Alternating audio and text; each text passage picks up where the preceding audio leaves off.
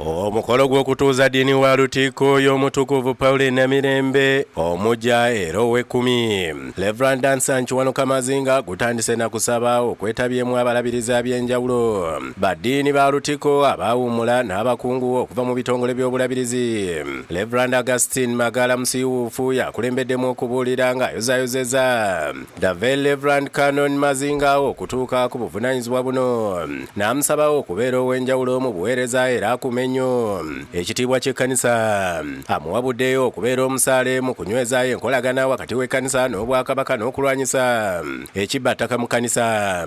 Mulina okuba nga mweru mu nsonga za Buganda.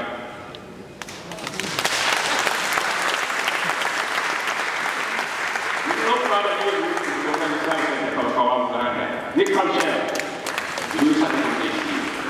kyokka musiiwuufu ayambalidde bannaddiini abeefudde bakyesirikidde ku bikolwa ebinyigiriza abantu ensangi zino ne baddamu kusaba ebyabwe omuli emmotoka n'amayumba.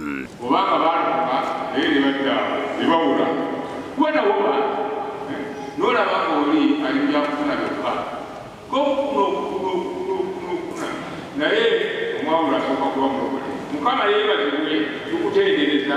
Omulabirizi w'e Namirembe Moses Banja akulembeddemu enteekateeka ey'okutuuza Reverend Mazinga ng'asoose kukuba birayiro n'afulumizibwa Lutikko okwambala ebyambalo ebimufuula ddiini omujjuvu. Mazinga akomyewo wakati mu kusaakaanya ng'omulabirizi Banja amukwasizza satifikeeti n'ebikozesebwa ebigenda okumuyambako mu buweereza.